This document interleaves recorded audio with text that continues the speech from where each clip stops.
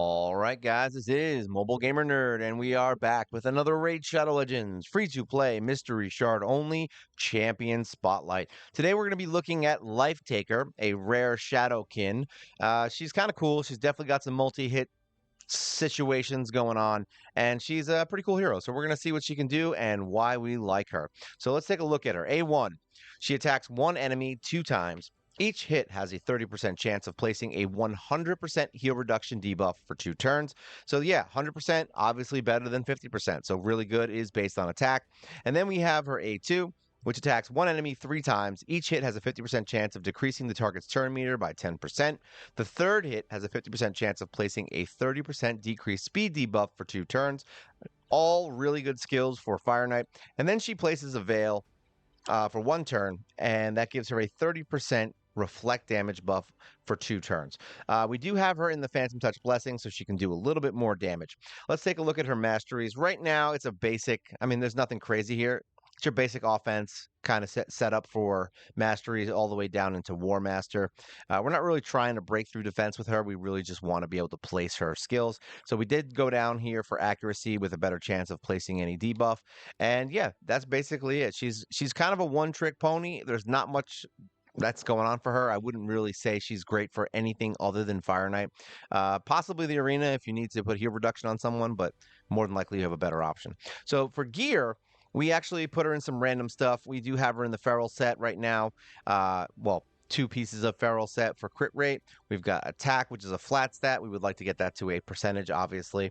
We have a speed boot. We have attack on her ring. We have crit damage on her amulet and accuracy on her banner so that we can land those HP drops with the heal reductions. And yeah, let's take a look at her total stats. She has 45,000 HP, 3,537 attack. She's got 1,619 defense, which is not that great. Speed is 211. We've got crit rate at 115, crit damage at 146. Her resistance is 131, and we've got a 324 accuracy. So yeah, she's built pretty well actually for what she needs to do. So let's take a look and see what she is all about. Let's take her into the arena because I don't think she's going to be great here, but you never know, right? Let's do a refresh. Let's find a team that we can fight. Sure, this one. Let's take her out, and then we'll bring Lifetaker in. There you go. Now she is a magic affinity, so it's not the best option for this because we do want to have a force affinity hero who can do some serious damage. But let's do an attack up. We'll freeze everybody. Hopefully it doesn't kill anybody or everybody. All right, so now let's see what her main attack does damage-wise. We'll do it against, actually we'll use her single target on her. So 5,900, nothing amazing there. Kill her, boom, and then we'll just auto it and see how they run with that. Now, she does hit multiple times, which means she does have a better chance of actually doing something. There you go, missed up. I was hoping we would get at least one more attack in there. Next time we'll fight someone without a Loki, even though that's hard to find these days. This one's a tough fight. Let's see, what do we got here? Defense, defense. Sure, this one looks bad. Let's go for this. This has a Death Knight, so that's actually good because then we can see if the heal reduction works really well on him. But I think he removes debuffs. Let's see. All right, so we freeze everybody, and then we're going to use this skill, her 3-hitter, which was very weak apparently. We do have to use her main skill and then kill everyone. So it looks like this is why I don't like her in the arena. Force affinity is kind of the jam in here because there's so many of the free legendaries that are going to be the wrong affinity, force affinity. So we need someone who's not negative against force affinity. So let's see if we can find a team that does have someone who is, what is it, blue is green. So let's see, there's a lot of red. Not Loki, though. We don't want Loki. Loki's a bad person. Just because he has the misstep, and it's going to make it so that we can't really judge. Let's do a refresh. There's got to be one. See, that's the funny part, too, is no one uses, like, Spirit Affinity except for Wukong, so it's a little bit hard to find. Here we go. This is a team. Here we go. So now we have the correct affinity lineup here. Hopefully they don't die on the main hit. Let's see. Freeze them up. Boom. All right. So now we can actually see what she can do. That's right. This is a counterattack team. All right. So we're going to go through on Skeletor and see what we get. So that's 8K times 3. So that's actually not that bad, actually. I like that. We're going to try and kill him while he's frozen. Do a little blast. Boom. All right. I'm going to try and kill you because she's the correct affinity against him. So we'll steal his turn meter and then we'll kill you. He's going to probably, nope, he didn't get a turn. So now we'll use her regular attack. There you go. 8K. Not bad on a crit, actually. That's pretty good. Um, but yeah, like I said, she's not really meant for this. I mean, look at this. Your Carl can do 87,000 before she even came to half as close as that. Yannicka did more. She's not a damage dealer for this kind of stuff. She is definitely a support hero. I would not bring her into arena. Definitely not a good place for her. However, a good place for her would be the Fire Knight's Castle. Now, we're going to go into normal and we're going to look for a stage that is the correct affinity. So we want a spirit affinity. So we're going to go into stage. No, we're not going to do we don't want to do a long fight. We're going to go into stage 14 just to kind of show her off. We can do this at 15, but it's not super important. So we'll bring in Lifetaker to this. Now, if we're going to do this as a team that can put heal reduction on, honestly, the turn meter isn't even the best option here for the low end versions, but since we're doing, turn meter stuff, we might as well. So we'll do team setup actually. We'll bring in the old school Fire Knight. So this is my old school Fire Knight team, all right? Now we've got a lot of turn meter going here, and she's got a 3-hitter. Honestly, she's the only one, Soul Bond, that's probably not going to work out too well. So we'll bring in my girl and see if this works. There you go. So now we've got a team. Let's see if it works. Now, turn meter is a huge thing for this fight, all right? Keeping the team alive is why we have Valerie in there. She helps to keep everyone through the waves because apparently they hit pretty hard if we get smacked with them because the team that's good for the boss isn't necessarily good for the waves. Now, we are much stronger than we used to be when this team was used, so you could conceivably just take her out and bring in Soulbon. Probably a better option if I had to guess, but this does give us attack up. The whole point of this is to have turn meter drop. So realistically, you'd rather have more people that can do the turn meter drop, and that would actually make the boss fight a lot easier. But yeah, this is a nice little run because we got all rares in here. You can kind of see a team that can run this. It does work higher. It's just a lot slower. So just know that it can get a little bit time consuming with this team, but at least you know it's going to be a win. That's all that matters. Hopefully it's a win with Miss Thing here. And maybe if we get a better time, that would be really what we're looking for, is the best time on this. All right, so Crimson Slayer has an A1 with a 3-turn. Apothecary has a 3-turn. And then Armiger's there just to kind of do turn meter drop. Hopefully we can do this before hopefully the shield gets down. There you go. So we got the heal reduction now, 100%. So he's not going to heal. And there you go. Turn meter drop. Turn meter drop. Nice. So now hopefully she can do her turn meter drop, but she's going to waste time. If anything, I would say turn off her skill that puts the veil on her because it's not very useful. But Armiger can kind of do it. There you go.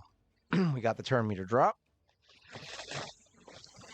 Perfect. Oh, he missed. I was hoping he would get the crit. So yeah, the fact that she has turn meter drop is really useful here. Because the whole point of it is you want to just not let him get a turn. And that was not the best time.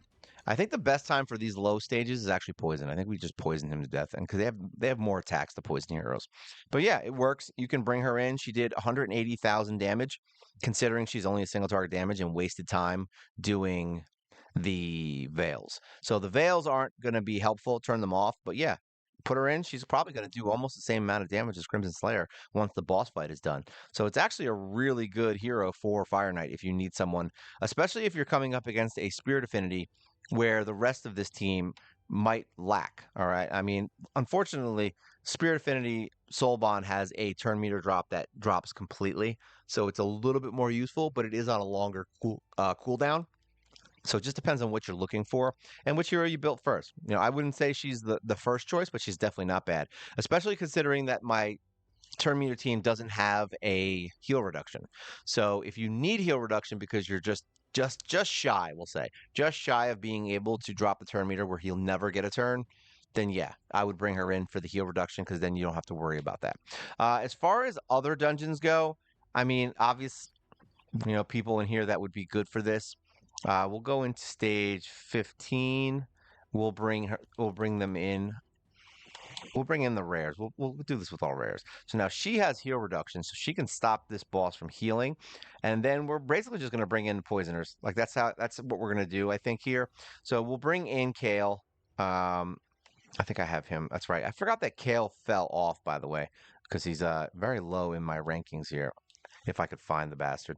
Here he is. We'll do him, we'll do her, and then we'll bring in Apothecary, because why the hell not? Start. Now, in this scenario, more than likely, I would probably use Spirit Host versus her. But if you can't do enough damage, then I guess you got a good choice here, because she'll stop the balls from healing. And that's, depending on your team, is actually a much better situation, because then you don't have to worry about, if you're doing enough damage, you just kill the damn boss, because she's got heal reduction on her. Now, you are going to have to kill the ads first, and it looks like we got to block damage, of course.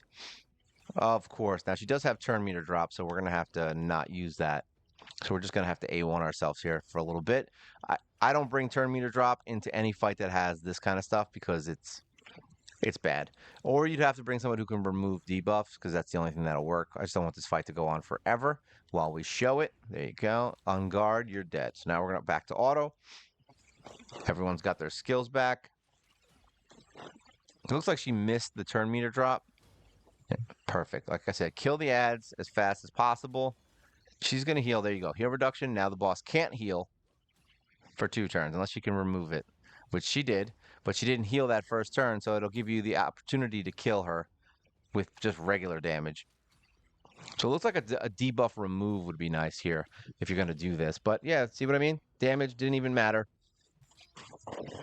But yeah, you would have to combine her with a block buffs kind of situation. But if she can remove a debuff, then it doesn't really matter, so yeah, you would have to have someone who can remove buffs from the boss. I think that would be the only option here. So I don't think that bringing her in would be the best option in that case, because like if you do this, you would need to bring in yet another hero to make sure that she does it correctly. But now let's see, like say you go and you do a replay. Oh no, wait, no, pause. End battle. Edit team. So let's say now we don't want all this. Let's say we take, wow, this is, thank you, Raid, for having annoying things. All right, so here we go, back in here. So now we'll go back into 14. Was it 14? It was 14, right? I think I did 14 for no reason. So we'll take her out and watch what happens when we put her in. So let's see if it actually matters that we bring her. Because that's the whole thing, right? We want her to make the fight easier, not harder. And just for the sake of argument, we're going to just kill this lady first, because I can't stand her. And she makes life miserable when she does the block damage. There you go. Auto it up. Now we can't get frozen, which is nice. Actually, those aren't the freezers, so we're good. If you're having trouble with damage here, like damage output onto your team, then definitely kill Hyria first, because she can one-shot somebody with her 3 attack. But yeah, we're going to see if they can do this faster. We actually slowed it down because same thing as the other fight. We slowed it down. If we can get the attack up, I think that's all we really need here. Turn meter is good. So now she's going to heal up. See? But she's got the block debuffs now. So poison's probably not your best option for this fight. I think just straight damage would be a good option here. But I think this team is pretty good at doing damage. So I can't imagine it being that big of a thing. There you go. Hitting hard. So it looks like this team is actually is worse. So that actually makes sense. If they can kill her, I think I would bring in someone else who doesn't do poisons at this point. You would probably do something more like I'm trying to think like a Lord Legionary type thing who can do a lot of damage quickly and can actually help with the heal reduction, do more damage. But there you go. It was a little bit better time, not much better. Actually, I don't know if this was better. A little bit less. So having her isn't a bad idea for this. I mean, it's not the worst thing I've ever seen. I would probably choose just straight damage dealers if you want to kind of do a burst fight through her. But if you are having trouble getting through it, then the heal reduction could work. Just make sure you bring somebody who can remove that buff. Doom Tower, I don't think there's anything in there I would really say she's good at. I don't think her faction war is open right now. So yeah, we are up to 55 stars with her. So she has helped kind of escalate us to the next fight. She will more than likely be very useful for the main boss because she can turn meter drop the boss and she can put heal reduction, which is really good so that the boss can't really heal himself. And she does have multiple hits, which is even better. As far as anything else in here goes, I don't think there's any one spot that I would say is amazing. Clan boss, definitely not. She doesn't have the skills for that. Turn meter drop doesn't matter. Arena, she does not that great. The only other thing in here I could say is that possibly Spider if you need her for that. I mean, the turn meter drop is useful. We would want to fight a Spirit Affinity, so we'll just pick a low level just because we don't want this to be a 3-hour fight. Um, yeah, I mean, you could bring her in here for this. Let's say we bring in our old school team. We'll bring in her. We'll bring in Armiger. We'll bring in Zephyr. She is not. She's going to be blue, right? So she's actually the strong affinity. So she won't. She shouldn't get targeted at least. All right, and then we would bring in someone like Soul Bond. I think was probably the one we would bring in. So there we go. Let's try this. Now I'm going to do not auto just so you can see why this works.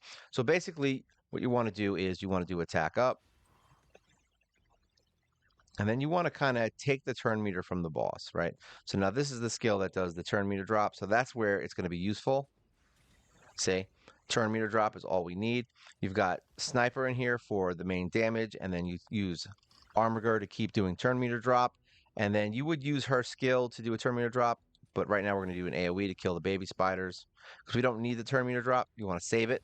And you can just keep kind of pummeling away at the boss here. Using her A1, it's fine. It's going to do a lot of damage, as you just saw. That was actually a reasonable amount of damage. And then Zephyr's just there to kind of keep healing and taking the brunt of the attacks. And Armiger will just keep doing turn meter drop. And then the other heroes are there mainly so that they will keep the turn meter down when you need it. So like you would use this if you were at the point where it might kind of get to the point where it's a bad. But otherwise, you're just going to use her main hit, which ignores defense. Look at that, 87k. Not bad. Obviously, she's going to do a lot more damage here than anyone else. So let's do an auto just so you can kind of see how it runs on auto now that we're kind of moving along. But I wanted to show you guys exactly what you're going to do and why. If Armiger misses his turn meter drop, that's the biggest problem. It looks like Soulbond does enough damage by herself to kind of kill the baby spiders with this level. So yeah, you don't have to really worry about the baby spider so much. It's really whether or not they're going to do their turn meter. Say, this is why I said if you don't do the turn meter, that's where you're going to have the problem. So maybe on auto, say she comes in pretty handy because she has that extra turn meter drop. You would have to set Soul Bond to have a priority 1 on her regular attack if you wanted to use this team on auto all the time, because otherwise she's just going to do the AoE every single time. I would put a priority on her turn meter drop. Boom, dead. See? Nice and easy, and that was actually our best time. 1 minute and 49 seconds. Lifetaker did 219,000. Obviously, Soulbond is ridiculous. 1.1 million. And then Zephyr's going to be hitting everybody every single turn, so that's 571k. But she doesn't do it. She does very little damage to everybody, but she keeps herself alive, and that's all that matters. So this is the only other thing I could say she might be useful for, but I wouldn't say I would recommend it for her. It's not somebody I would build specifically for it in mind unless you're just really having a lot of trouble and can't handle certain fights. Then yeah, bring her in for those affinities, and maybe she'll help you out there. But otherwise, she's basically just Fire Knight, and she is Faction Wars. Like that's it. She's not really gonna pull up. She is really cool design though. She is one of the coolest looking Shadowkin from the rare sections. I do like the fact that she has that like sickle chain thing. That's a really cool thing. And she does have useful skills. It's just at this point in the game, I wouldn't say she's like a #1 first round pick, so to speak, but she's definitely good in the beginning of the game. And if you're trying to get through Faction Wars, I think she'll help you out with the bosses a lot, especially with that turn meter and the heal reduction. All right, so yeah, if you guys have any questions, things you want to talk about, things you want to discuss, feel free to leave a comment below. It's always good to hear from you guys. Remember, it is for everyone's benefit, so if you have something you want to say that we missed, or a way that you built her, in which case that she's like a really good version of herself, then feel free to leave that comment below. Make sure you like, share, subscribe. You help the channel grow. We do a live show every single week. And if you want, you become a member for for $1.99 a month, which basically gets you access to all of my videos as soon as I post them, and it gives you a free video every week with no commercials, and you get some cool emojis that I drew. So that's fun.